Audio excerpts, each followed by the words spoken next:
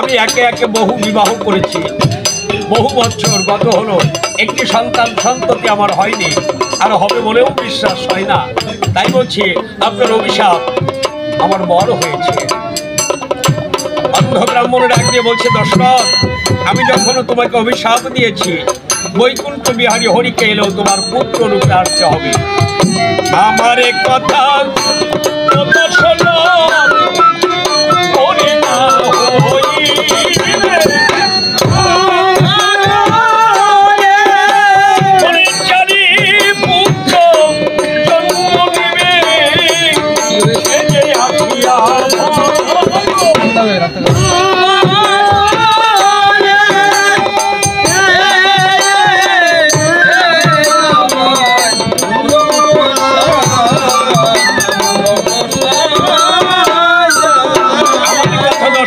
না হইবে আর চারি পুত্র জন্ম নেবে আসিয়া ভগবান, একটি নয় দুটি নয়, আমার চারটি পুত্র সন্তান হবে। আরো শুনে রাখো দশরথ, তুমি জ্যেষ্ঠ পুত্রের নাম রাখিবে ও নাম রাখিব,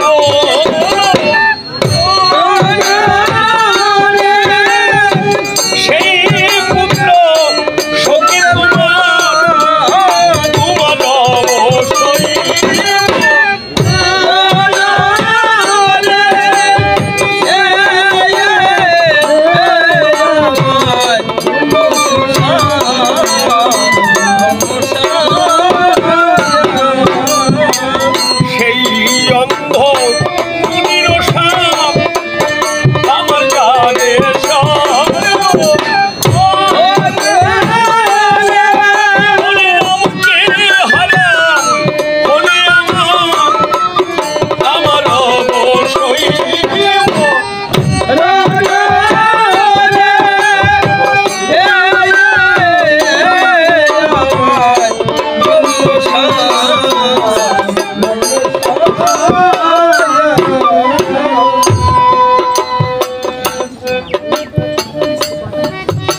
আমার কথা দশরথ না হবে আন, চারি পুত্র জন্ম লবে।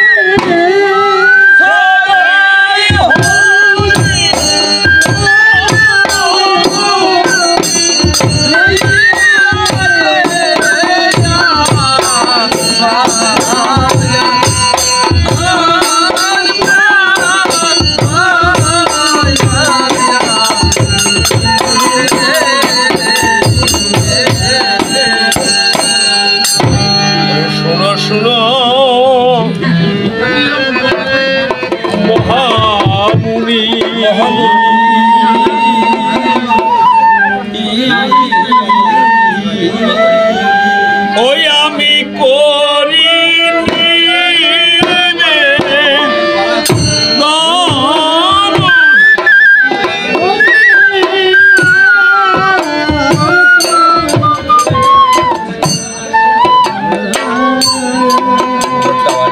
পূর্ব স্মৃতি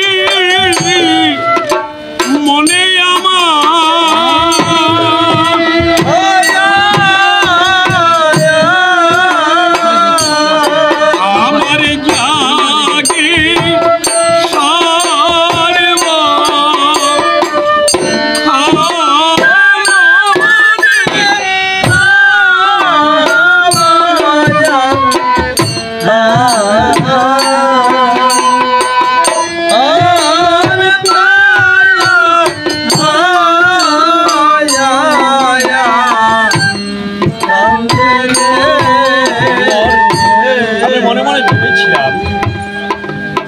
দশরথ বর্তমানে থাকতে আমার রাজ্যের এত বড় ক্ষতি করে এত সাহসকার, এই বলি শব্দভেদী নামে আমার একটি বান ছিল। আমি সেই বানটি নিয়ে দিগহস্তির অনুসন্ধানে যাত্রা করেছিলাম, দেখি হস্তি কোথায় ওঠে।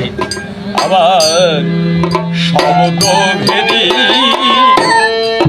বান প্রাণ নিয়ে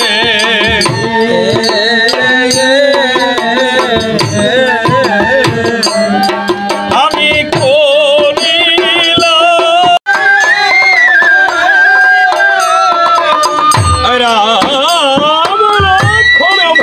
শত্রুগুলো এই চারি নাম ধরে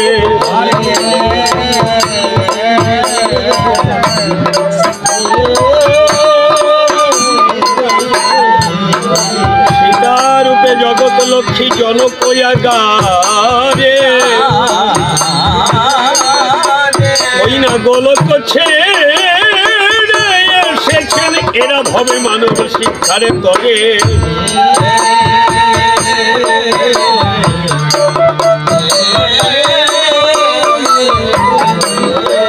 সারি বেদে 18 পুরাণে তারা করে অধ্যায়ন আবার 3 ধনুক নিয়ে খেলা করে আসিয়া ভাই চারিজন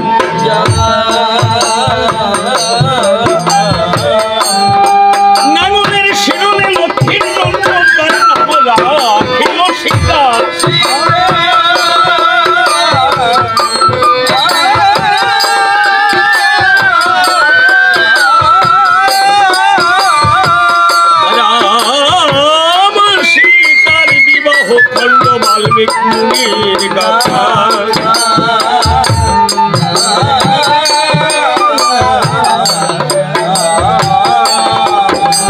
এদিকে গান্ধী রাজার পুত্র তপপ্রভাবে হয়েছে রাবণ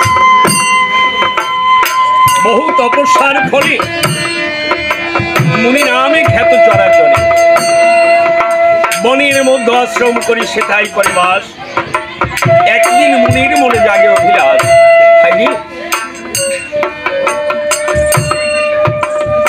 আমি সমগ্র পৃথিবীকে সমগ্র